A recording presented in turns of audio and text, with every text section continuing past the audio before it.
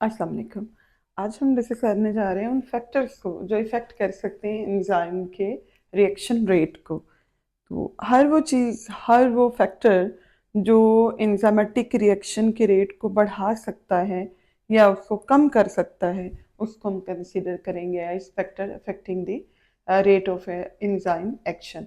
सबसे पहला और सबसे बड़ा फैक्टर जो इसको इफ़ेक्ट कर सकता है वो है टेम्परेचर। अब टेम्परेचर दूसरे लफ्ज़ों में हम इसको हीट भी कह सकते हैं। हीट है, टेम्परेचर है, it is a form of energy. Energy जितनी बढ़ाते जाएंगे उतनी मॉलिक्यूल्स की जो वाइब्रेशंस होती हैं, एटम्स की जो वाइब्रेशंस होती हैं उतनी ज़्यादा बढ़ती चली जाएंगी। तो काइनेटिक एनर्जी, टेम्परेचर बढ़ने का मतलब काइनेटिक एनर्जी ज़्यादा मिल रही है मॉलिक्यूल को, मॉलिक्यूल ज़्यादा तेज़ी से मूव करेंगे, कुलियन उनमें ज़्यादा होंगे और रिएक्शन रेट उसी तरह से क्या होता जाएगा, ज़्यादा होता जाएगा। टेम्परेचर का इफेक्ट लेंगे जी, increase in temperature increase the rate of enzyme action. Temperature बढ़ाया, काइनेटिक एनर्जी बढ़ी, कुलियंस बढ़े, रिएक्शन रेट भी बढ़ गया, but up to a certain limit. एक मखसूस हद तक ये बढ़ता है, टेम्परेचर बढ़ने से रिएक्शन रेट बढ़ता है और उस टेम्परेचर के बाद रिएक्शन रेट मजीद बढ़ता नहीं है, बल्कि उससे मजीद टेम्परेचर बढ़ाने से रिएक्शन रेट कम होने लग जाता है और इवन ये रिएक्शन कंप्लीटली ब्लॉक हो सकता है, कंप्लीटली स्टॉप हो सकते हैं। अब वो टेम्परेचर जिस पे मैक्सिमम रेट होता है एंजाइम कैटालाइज रिएक्शन का, उस टेम्परेचर को कहा जाता है optimum temperature. So optimum temperature is the temperature at which enzyme reaction rate is maximum.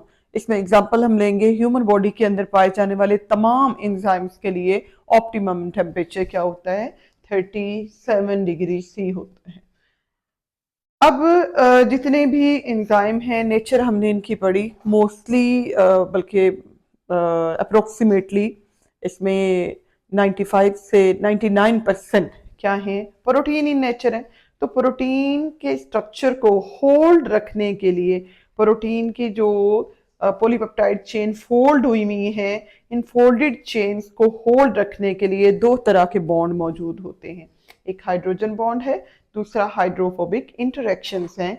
जो प्रोटीन का स्ट्रक्चर, और स्पेशली चूंकि एंजाइम ग्लोब्यूलर स्ट्रक्चर है तो क्वाटरनरी स्ट्रक्चर इनके अंदर पाई जाती है। तो इस क्वाटरनरी स्ट्रक्चर को होल्ड रखने के लिए हाइड्रोजन बॉन्ड और हाइड्रोफोबिक इंटरेक्शन रिस्पॉन्सिबल होते हैं। अगर हम टेम्परेचर बढ़ाते जाएं तो with the passage of time reaction rate तो बढ़ेगा, लेकिन ज़्यादा टेम्परेचर बढ़ा देने से, यानी ऑप्टिमम टेम्परेचर से भी टेम्परेचर बढ़ा देने से इनमें मौजूद हाइड्रोजन बॉन्ड और हाइड्रोफोबिक इंटरेक्शन सारे क्या होंगे, ब्रेकअप हो जाएंगे। जब ये टूट जाएंगे तो एंजाइम का स्ट्रक्चर होल्ड करने वाले बॉन्ड्स मौजूद नहीं रहेंगे, स्ट्रक्चर होल्ड नहीं होगा, एंजाइम अपनी ग्लोब्यूलर शेप को लॉस्ट कर बैठेगा और इसको डीनेचुरेशन ऑफ एंजाइम कहा जाता है। अब टेम्परेचर का इफेक्ट हमें क्लियर है कि टेम्परेचर बढ़ने से काइनेटिक एनर्जी बढ़ती है, मॉलिक्यूल्स की वाइब्रेशन, मॉलिक्यूल्स में मौजूद एटम्स की वाइब्रेशंस बढ़ती हैं और वाइब्रेशंस बढ़ने से जो एंजाइम और सबस्ट्रेट होते हैं इनके दरमियान कुलियंस बढ़ते हैं और उतना ही चांस जो है ना वो बढ़ जाता है रिएक्शन रेट के इंक्रीज होने का। तो तीन तरह के हमारे पास टेम्परेचर हैं। हम लो टेम्परेचर लेंगे, ऑप्टिमम टेम्परेचर लेंगे और हाई टेम्परेचर लेंगे। लो टेम्परेचर के ऊपर, या हम दूसरे लफ्ज़ों में इसको कह सकते हैं कि हमारा जो ऑप्टिमम टेम्परेचर है उससे टेम्परेचर अगर कम है तो उस सूरत में जितने भी बॉन्ड्स हैं जो प्रोटीन की स्ट्रक्चर को और इसकी शेप को डिटरमिन करने वाले हैं, वो सारे बॉन्ड्स क्या होते हैं, लेस फ्लेक्सिबल होते हैं। क्योंकि हमने इंड्यूस फिट मॉडल के अंदर ये देखा, एक्टिव साइट के अंदर चेंजेस इंड्यूस होनी है तो वो चेंजेस इंड्यूस नहीं हो पाती, फ्लेक्सिबिलिटी कम हो जाने की वजह से। जब चेंजेस इंड्यूस नहीं होंगी जो नेसेसरी है रिएक्शन के लिए, तो लो टेम्परेचर के ऊपर रिएक्शन रेट क्या होता है, लो होता है। अब दूसरे लफ्जों में यूं भी बता सकते हैं, जब लो टेम्परेचर पे रिएक्शन रेट लो है तो 0 डिग्री C पे रिएक्शन रेट क्या होगा, अल्टीमेटली 0 होगा। और बिलो 0 चले जाएं या फ्रीजिंग पॉइंट पे चले जाएं तो इसमें भी रिएक्शन रेट क्या होगा, 0 होगा। दूसरा टेम्परेचर, हम दूसरी कंडीशन लेते हैं ऑप्टिमम टेम्परेचर। तो ऑप्टिमम टेम्परेचर बॉडी का टेम्परेचर, लाइक ह्यूमन बॉडी का अगर हम टेम्परेचर लेते हैं तो ऑप्टिमम टेम्परेचर वो मखसूस टेम्परेचर है, वो स्पेसिफिक टेम्परेचर है जिसके ऊपर रिएक्शन रेट क्या होगा, मैक्सिमम होगा। अब ऑप्टिमम टेम्परेचर पे रिएक्शन रेट क्या है, एक्सेलरेटेड होता है, मैक्सिमम रेट ऑफ रिएक्शन होता है। क्यों? क्योंकि यहाँ पे जो हीट है वो काइनेटिक एनर्जी दे रही है, और यही काइनेटिक एनर्जी मॉलिक्यूल्स को इनके मॉलिक्यूल्स के दरमियान जो कोलिजन की फ्रीक्वेंसी है इसको इंक्रीज करती है। जितनी कोलिजन की फ्रीक्वेंसी ज्यादा होगी उतना इसमें रिएक्शन रेट क्या होता जाएगा, एक्सेलरेट करता जाएगा, इंक्रीज करता जाएगा। थर्ड हमारे पास टेम्परेचर है हाई टेम्परेचर।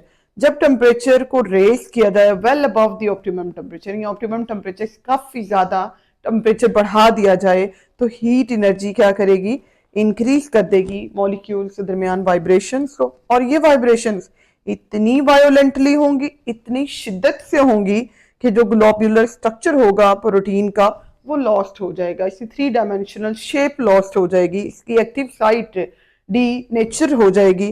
तो ऐसी कंडीशन में एंजाइम बेकार हो जाएंगे, नाकारा हो जाएंगे और अपनी ग्लोब्यूलर शेप को लॉस्ट कर बैठेंगे। इस कंडीशन को कहा जाता है डीनेचुरेशन ऑफ एंजाइम। तो ये डिक्रीज हो जाता है। जब डीनेचुरेशन ऑफ एंजाइम होती है तो रिएक्शन रेट क्या हो जाएगा, ये डिक्रीज होगा रैपिडली, और इवन ये कंप्लीटली भी ब्लॉक हो सकता है। यहाँ हम ग्राफिकली देखेंगे ये रेट ऑफ रिएक्शन इंक्रीज हो रहा है इस डायरेक्शन में। इसमें हमारे पास जो है ना वो वाई एक्सिस में, जबकि एक्स एक्सिस पे हम क्या लेते हैं, टेम्परेचर जो है ये इंक्रीज हो रहा है। तो 0 डिग्री सी पे रिएक्शन रेट 0 है। हर 10 डिग्री सी टेम्परेचर बढ़ने के बाद रिएक्शन रेट क्या होता जाएगा, डबल। हर 10 डिग्री सी टेम्परेचर ये रिएक्शन रेट को क्या करता है, डबल करता है, but up to optimum temperature. Optimum temperature अगर हम यहाँ पे लें तो 37 डिग्री सी को हम कंसिडर करेंगे एज ऑप्टिमम टेम्परेचर। तो ऑप्टिमम टेम्परेचर पे रिएक्शन रेट क्या होता है, ये मैक्सिमम होता है। तो इससे अगर टेम्परेचर कम है तो रिएक्शन रेट कम है। 0 से जैसे जैसे हम हर 10 डिग्री से टेम्परेचर बढ़ने से रिएक्शन रेट क्या होता जा रहा है, डबल होता जा रहा है। क्यों? यहाँ पे हीट गेन हो रही है। हीट गेन हो रही है तो यानी एनर्जी मिल रही है, जितनी एनर्जी ज्यादा मिलती जाएगी उतना रिएक्शन रेट ज्यादा होता जाएगा, क्योंकि मॉलिक्यूल ज्यादा स्पीड से कोलाइड कर रहे होंगे। ऑप्टिमम टेम्परेचर के ऊपर रिएक्शन रेट क्या है, मैक्सिमम है। और ऑप्टिमम टेम्परेचर से भी टेम्परेचर बढ़ा दिया जाए तो रिएक्शन रेट क्या होने लग जाता है, कम होने लग जाता है। और बहुत ज्यादा बढ़ा दें तो इवन ये बिल्कुल स्टॉप हो जाता है। क्यों? वजह क्या बनती है, क्योंकि यहाँ पे डीनेचुरेशन ऑफ एंजाइम है। एंजाइम डी नेचर हो रहे हैं, अपनी शेप, अपनी ग्लोब्यूलर फॉर्म को लॉस्ट कर बैठते हैं, क्योंकि उसको होल्ड करने वाला हाइड्रोजन बॉन्ड और हाइड्रोफोबिक इंटरेक्शन, ये दोनों ही क्या होते हैं, डैमेज हो जाते हैं due to effect of high temperature, और due to more collisions among the atoms of molecules which are present in the structure of protein or enzyme. Next factor हमारे पास पीएच वैल्यू है। पीएच वैल्यू का effect अगर enzyme के reaction rate के ऊपर देखें तो हर एंजाइम फंक्शन करता है eight there maximum rate at a narrow range of pH. Her enzyme ने एक नैरो रेंज ऑफ पीएच के ऊपर मैक्सिमम फंक्शनिंग करनी है, मैक्सिमम वर्किंग करनी है, और ये वाली नैरो रेंज ऑफ पीएच कहलाती है ऑप्टिमम पीएच। अच्छा, पीएच है क्या चीज़? पीएच का अगर वर्ड जो है वो देखें तो ये पी जो पोटेंशियल को शो करता है, और एच जो है वो हाइड्रोजन कंसंट्रेशन को शो करता है। यानी पीएच क्या है, पोटेंशियल ऑफ हाइड्रोजन है ये। सो ये पीएच जो पोटेंशियल ऑफ हाइड्रोजन है, इसको फार्मूला की मदद से अगर हम समझें तो ये नेगेटिव लॉग है H प्लस आयन कंसंट्रेशन का, यानी हाइड्रोजन की आयन का कंसंट्रेशन का नेगेटिव लॉग है। इसका मतलब ये है कि अगर हाइड्रोजन आयन की कंसंट्रेशन ज्यादा होगी तो पीएच कम होगी। अब 1 से 7 तक अगर हम पीएच लेते हैं तो ये कम है, तो इसका मतलब पीएच कम है और यहाँ पे हाइड्रोजन की आयन कंसंट्रेशन ज्यादा होगी। अब 7 पे न्यूट्रल होती है, जबकि 7 से नेक्स्ट आगे 14 तक अगर हम वैल्यूज लें तो 7 से 14 तक पीएच ज्यादा है, लेकिन इसमें H प्लस आयन कंसंट्रेशन क्या है, कम है। तो negative log of hydrogen ion concentration का मतलब होगा कि ये उलट है कि हाइड्रोजन आयन की कंसंट्रेशन ज्यादा है तो पीएच वैल्यू कम होगी, और हाइड्रोजन आयन की कंसंट्रेशन कम है तो पीएच ज्यादा है। अब 7 से ज्यादा पीएच होने का मतलब है हाइड्रोजन की आयन कंसंट्रेशन इस वैल्यूज पे, इन वैल्यूज पे कम है, और 7 से नीचे जो पीएच है वो कम है, लेकिन हाइड्रोजन आयन कंसंट्रेशन क्या है, उसकी वैल्यूज ज्यादा है। ऑप्टिमम पीएच हमें क्लियर होगी, ये वो नैरो रेंज ऑफ पीएच है, वो हाइड्रोजन आयन कंसंट्रेशन है जिसके ऊपर एंजाइम मैक्सिमम वर्किंग करते हैं। अब चूंकि बॉडी के अंदर, ह्यूमन बॉडी के अंदर हमने ये लिया कि तमाम जो एंजाइम्स हैं उनके लिए ऑप्टिमम टेम्परेचर एक ही है 37 डिग्री से, बट अगर हम बात करें पीएच की तो हर एंजाइम का अपनी रिक्वायरमेंट होगी पीएच की, हर एंजाइम को एक डिफरेंट पीएच रिक्वायर्ड होगी, डिफरेंट इन्वायरमेंट रिक्वायर्ड होगा जिसके ऊपर वो मैक्सिमम वर्किंग कर सके। तो इसमें हम एग्जांपल कुछ लेंगे, लाइक पेप्सिन है, इस एसिडिक मीडियम में ये काम करता है। एसिडिक मीडियम में काम करने का मतलब है ये लो पीएच पे काम करेगा, और इसकी ऑप्टिमम पीएच वैल्यू 1.5 से 1.6 तक, ये ऑप्टिमम पीएच, जबकि ये एक्टिवेटेड होता है यानी काम ही कर सकता है 2 से 3 के दरमियान इजिली वर्किंग करता है, बट मैक्सिमम कहाँ वर्किंग करता है 1.5 से 1.6 पीएच के दरमियान। जबकि ये पेप्सिन प्रोटीन डाइजेस्टिंग एंजाइम है। एक और प्रोटीन डाइजेस्टिंग एंजाइम हमारे पास ट्रिप्सिन है। अब ट्रिप्सिन भी प्रोटीन को डाइजेस्ट कर रहा है, लेकिन इसकी वर्किंग के लिए और स्पेशली इसकी ऑप्टिमम वर्किंग के लिए जो पीएच वैल्यू रिक्वायर्ड है वो अल्कलाइन वैल्यू, इसमें अल्कलाइन पीएच, अल्कलाइन मीडिया चाहिए इसको, यानी हाई पीएच चाहिए। तो ये 7.8 पीएच से 8.7 पीएच, ये इसकी ऑप्टिमम पीएच वैल्यूज हैं जिनके ऊपर मैक्सिमम वर्किंग हो सकती है ट्रिप्सिन एंजाइम की। आल्दो दोनों एंजाइम ही क्या हैं, दोनों एंजाइम ही प्रोटीन को डाइजेस्ट करने के लिए हैं, लेकिन दोनों की जो पीएच वैल्यूज हैं वो एक दूसरे से बहुत ज्यादा डिफरेंस है इनका। अच्छा, अब एक और हमारे पास एग्जांपल हम लेते हैं, इसमें ग्रीन पपाया के अंदर पाई जाने वाली एक एंजाइम है, दैट इज पेपेन। तो पेपेन जो है ये एंजाइम ऐसा एंजाइम है जो दोनों तरह की पीएच के ऊपर, यानी एसिडिक और बेसिक और अल्कलाइन जो है दोनों मीडियम के ऊपर वर्किंग कर सकता है, यानी लो पीएच के ऊपर भी वर्किंग कर सकता है और हाई पीएच के ऊपर भी फंक्शनल होता है।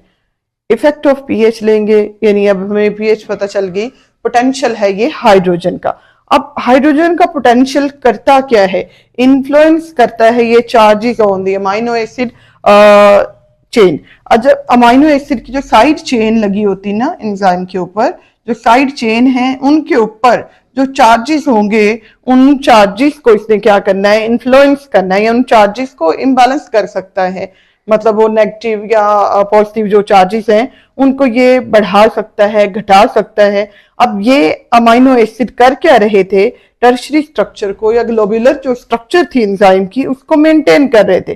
तो स्ट्रक्चर मेंटेन करने वाले एंजाइम जो होंगे इसके अंदर अमाइनो एसिड होंगे, उन अमाइनो एसिड का जो चार्ज होगा वो इसकी वजह से इफेक्टेड हो सकता है। और ये अगर इसमें स्लाइट चेंज आए, यानी थोड़ा सा डिफरेंस आए, थोड़ी सी जो ऑप्टिमम पीएच है उससे थोड़ी सी पीएच बढ़ाएं या थोड़ी सी हल्की सी कम करें, तो इससे क्या इफेक्ट होता है, आयोनाइजेशन हो सकती है, आयंस में चेंज आ सकता है amino acid of active site में भी, और इसके साथ साथ सबस्ट्रेट, यानी सबस्ट्रेट के आयंस भी चेंज हो सकते हैं, इसके ऊपर भी चार्जेस में चेंजेस आ सकता है। और एक्टिव साइट को बनाने वाले जो अमाइनो एसिड हैं उनके अंदर भी आयोनाइजेशन हो सकती है, यानी वो पॉजिटिव और नेगेटिव इस पे आयन, क्योंकि चेंज जो है अगर इसमें मतलब पीएच कम हो रही है तो इसका मतलब है H+ आयन कंसंट्रेशन बढ़ रही है, और अगर यहाँ पे पीएच बढ़ रही है तो इसका मतलब है H+ आयन कंसंट्रेशन कम हो रही है। ग्लोबुलर स्ट्रक्चर को हेल्ड रखने के लिए, ग्लोबुलर स्ट्रक्चर को होल्ड रखने के लिए जो बॉन्ड बने होते हैं अपोजिट चार्जेस के दरमियान बॉन्ड बने, यानी पॉजिटिव और नेगेटिव के चार्जेस के दरमियान बॉन्ड बने होते हैं। लाइक इसमें ग्लूटामिक एसिड है, इसके ऊपर नेगेटिव चार्ज है, लाइसिन है अमाइनो एसिड, इसके ऊपर पॉजिटिव चार्ज है। अब ये पॉजिटिव और नेगेटिव चार्जेस सेंसिटिव होते हैं for the change in potential of hydrogen, यानी पीएच में तब्दीली की वजह से इनमें चेंजिंग आ सकती है, और अगर इनमें चेंजिंग आए तो इसका मतलब है ग्लोबुलर स्ट्रक्चर को हेल्ड करने वाले जो बॉन्ड्स हैं वो बॉन्ड्स इसमें चेंज हो सकते हैं। इवन वो बॉन्ड आयोनाइज हो सकते हैं, इवन बॉन्ड की ब्रेकेज हो सकती है। तो लो जो और स्लाइट जो चेंज है पीएच का, ये आयोनाइजेशन काज करता है, वाइल एक्सट्रीम चेंज अगर बहुत बड़ा डिफरेंस आ जाए, जो ऑप्टिमम पीएच है उससे ज्यादा जो है ना वो पीएच चेंज कर दी जाए, और इससे क्या हो सकता है, जो बॉन्ड्स हैं एंजाइम के वो ब्रेक हो सकते हैं, जिसके नतीजे में एंजाइम की डीनेचुरेशन हो सकती है। यानी बॉन्ड को तोड़ने वाले या सिर्फ टेम्परेचर नहीं है, बल्कि इसमें क्या है, जो पीएच का चेंज है, जो हाइड्रोजन का पोटेंशियल है, ये भी इसको चेंज करने की सलाहियत, ये भी इसको तोड़ डालने की सलाहियत रखता है। यहाँ हम एक ग्राफिकल प्रेजेंटेशन लेंगे। ये रेट ऑफ रिएक्शन है, ये हमारे पास पीएच वैल्यूज है। हर एंजाइम की एक ऑप्टिमम पीएच वैल्यू है। यहाँ हमने 3 एंजाइम लिए हैं। पेप्सिन की जो एवरेज इसमें हम वर्किंग जो है ना वो ले रहे हैं, ऑप्टिमम पीएच नियरली 2 के करीब करीब इसने मैक्सिमम वर्किंग करनी है। जबकि स्लाइवरी अमाइलेज जो है ये 4.5 के करीब और 4.6 के करीब इसकी ऑप्टिमम वर्किंग होती है। जबकि पैंक्रियाटिक लाइपेज का ऑप्टिमम जो रेंज है वो नियरली 9 होते, 8 पॉइंट समथिंग इसमें वैल्यूज आ रही होती है। तो ये हर एंजाइम इस तरह से क्या होता है, different values of optimum pH रखता है। ऑप्टिमम पीएच सारे एंजाइम के लिए कभी भी एक जैसी नहीं होती। एक ही बॉडी के अंदर इवन एक ही जगह पे पाए जाने वाले एक ही ऑर्गन के अंदर, यानी डाइजेस्टिव सिस्टम की बात कर लें तो स्लाइवरी अमाइलेज यानी मुंह के अंदर जो एंजाइम वर्किंग कर रहे हैं उनका पीएच और होगा। जो स्टमक के अंदर वर्किंग करने वाले पेप्सिन एंजाइम है इनका ऑप्टिमम पीएच और होगा। इसी तरह स्मॉल इंटेस्टाइन के अंदर काम करने वाले जो एंजाइम्स हैं उनका पीएच, और इवन उनमें भी डिफरेंट एंजाइम मौजूद हैं। पैंक्रियाटिक जो जूस आ रहा है उस जूस में मौजूद जो एंजाइम है, हर एंजाइम की जो पीएच है वो वेरी कर सकती है। नियरली सेम होगी बट उसमें वेरिएशन होती है।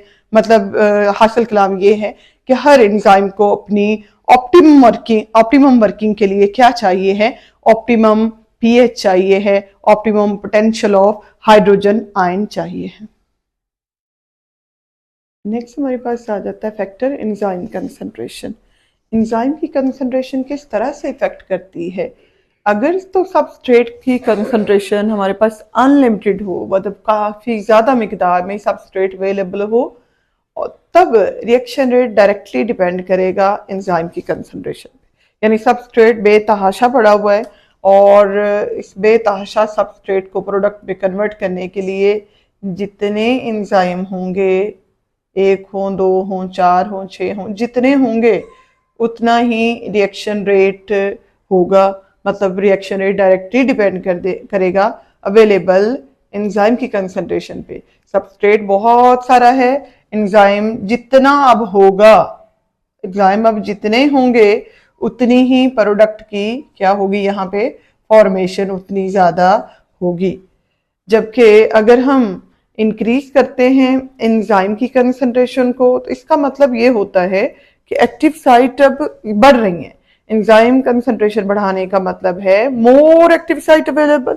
जितनी एक्टिव साइट ज्यादा अवेलेबल होंगी उतना ही क्या होगा, प्रोडक्ट की फॉर्मेशन ज्यादा होगी। तो इसका मतलब ये हुआ जब हम रिएक्शन रेट को बढ़ाना हो तो एंजाइम की कंसंट्रेशन को बढ़ा देंगे। लेकिन एक चीज याद रखने वाली है, ये तब के लिए है जब सबस्ट्रेट की कंसंट्रेशन क्या है, अनलिमिटेड है।